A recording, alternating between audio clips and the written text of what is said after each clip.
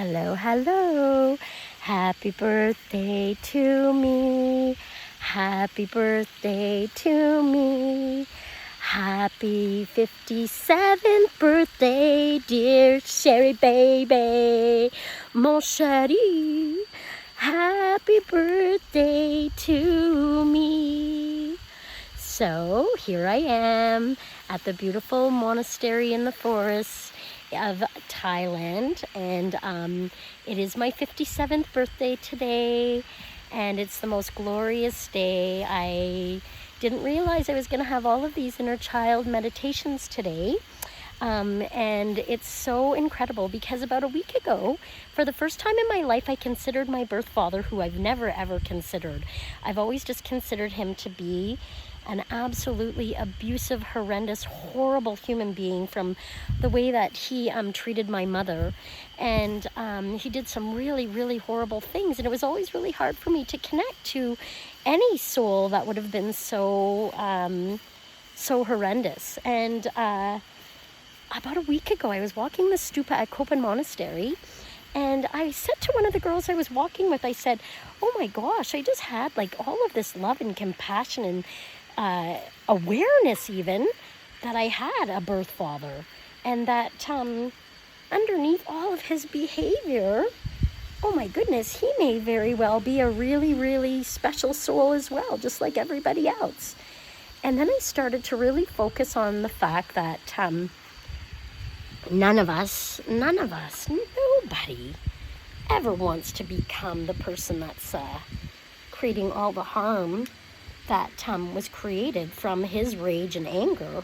And where did that all come from? And how did that all arise in him?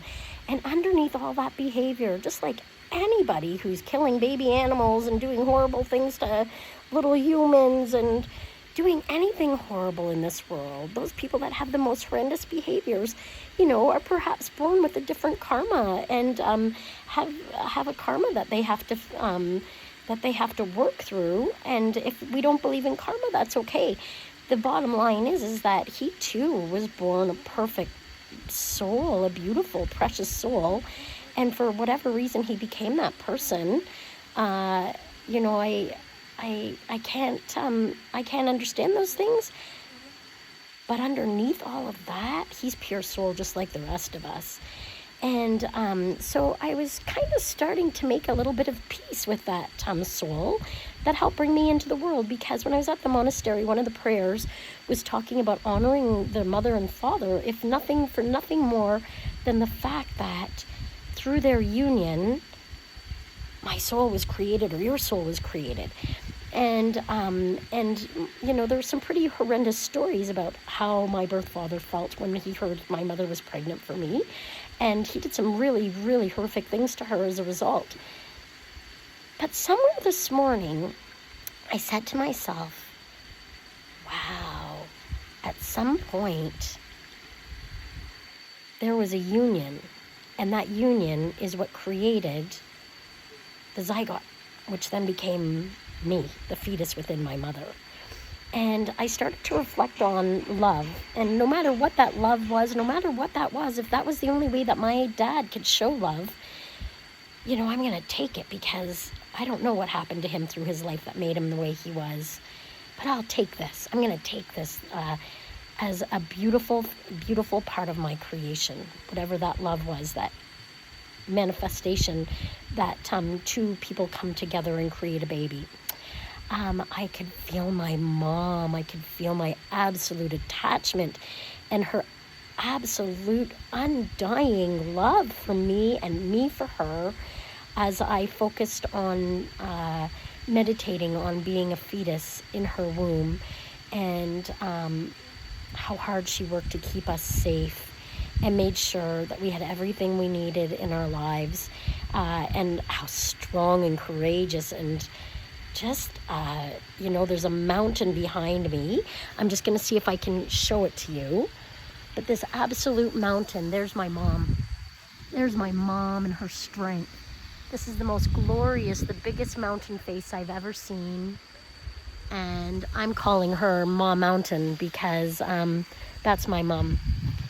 And I've just gone through a year and a half at least a year where I was so enraged with my mom. I didn't even talk to her for a year. I was just so angry about so many things. And when I was in India, I was listening to how families were doing things and how the oldest child was always responsible for everybody else. And then it hit me that, I have a lot of jealousy towards my oldest sister and envy because of the relationship she has with my mom. And then I started thinking about my mom's relationship to her mom. And both my mom and my sister are the oldest children. And I started to understand that there's a tradition, or there's I don't know what to call it besides a tradition, where the oldest child always ends up taking care of the parents. And I thought, oh my God, maybe this has come from Asia and Europe, and maybe this is just how my mom thinks. And then I started thinking about how she did everything and anything to take care of her mom, being that she was the oldest daughter, and how it was just a given that my sister, being the oldest daughter, would be the one that would be responsible. I think it's like a genetic thing, of traditions.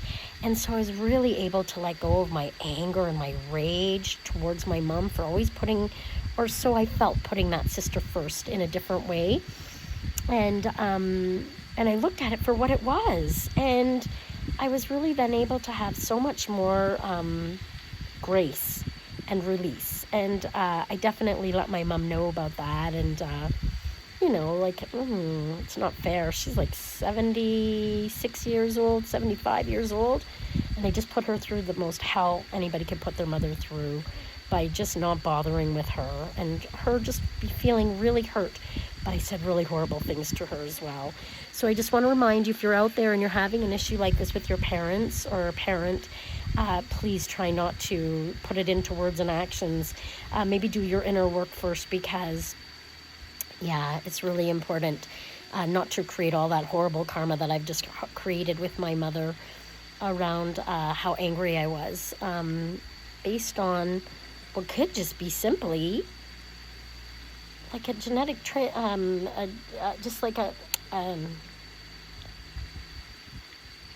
want to call it like tradition. I don't know what else to call it.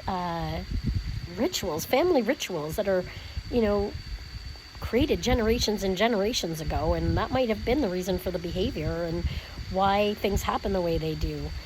But my little scared soul, afraid of not having, afraid of not getting, afraid of, not being loved enough or whatever, turn that into a nightmare for everybody in my family.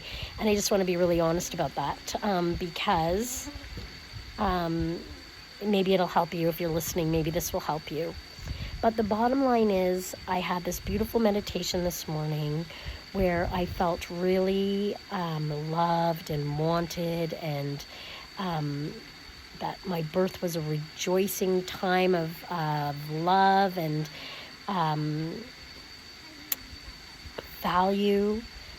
And then later in the morning, I then went into this really beautiful place where I was able to just really see and feel the bliss of my inner child, my inner fetus, my birth, all of these really wonderful things on my birthday, just because of the meditation and where I am. We started with the walking meditation, and then we sat and meditated, and it was just the most glorious, blissful, joyful reunion of soul to self that I could have ever imagined. And it's just continued all day, that I'm just feeling really, really divinely connected to myself on this, my birthday, and to my birth parents. And then later this afternoon, I stopped to talk to this beautiful young man from the Netherlands, who also, frequents California and all over the world. And he's on his way back to Thailand tonight.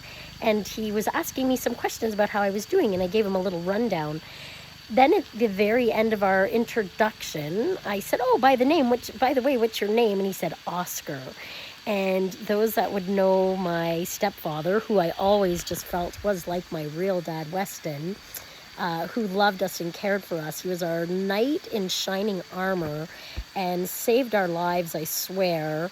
I have so much gratitude and thanksgiving for my stepdad, who, again, I never ever called a stepdad because he was just so much more than, I don't know, I always sometimes think the word stepdad has such a bad rap, you know, like the ugly stepmothers in Cinderella, that kind of thing. And so I just would never even go there. But anyways, what I want to tell you is that this young guy's name is Oscar, and my stepdad, Weston, always called me Oscar the Grouch. And so I just feel like there's divine energy at work today, because this evening in meditation, I will also reflect on my relationship with my stepdad, Weston, who was more than any man I've ever met could be. The way that he took us on and raised us and made us his own and loved us and cared for us. And again, with him and my mom, made sure we had everything we needed to have a good life. I'm not saying there were not issues in our home. There were lots of issues in our home. Everybody's coming from their own wounds, and those are just creating more wounds. But I worked through all of those wounds of my childhood. After 4 years old and on, I think I'm pretty much taken care of at this point. But I just love that this guy's name was Oscar because, again, my stepdad or my Weston called me Oscar the Grouch because I'd get into my little moods, and it was his little endearing and our little endearing connection. And I just can't even believe that this guy's name is Oscar. So I'll meditate a little bit tonight on my relationship to my other dad and to all the other dads out there. So Grandpa Campbell, Uncle Denzel, you know, you guys were just so powerful in my upbringing as pseudo fathers as well, who just loved me in different ways. And there's just so many people out there. And I also have to say, Poppy, if you're listening, I love you so much. And I'm so grateful that that you're my, you know, third dad out there. And I love how you treat my mom, and I love how you love her. And I'm so grateful for all the love my mom has received in her life from these men, and all the life that they've given to her life, all the sparkle they've given to her life. And every challenge we've ever had has helped us to grow stronger if we try not to go into the poor me's and the wounded self. And some of it is traumatic, so we do get to go there and deal and heal. But if we can come out on the other side into the wisdom, my goodness, what a glorious path we can live and be so thankful for everything that ever happened to us. Because you know what? It might just bring you to a better place as it's brought me to. And I'm so grateful for everything, because as I stand here in Thailand at this beautiful monastery and I receive all these beautiful teachings, I hope that a little bit of the wisdom helps somebody else as much as it's helped me. I'll be in touch with you all very soon. And again, I'm just thrilled that this is my 57th birthday, and I've had all of these beautiful, beautiful turning point moments, these awakening moments today, to bring me even closer into my divine relationship with self and the world around me.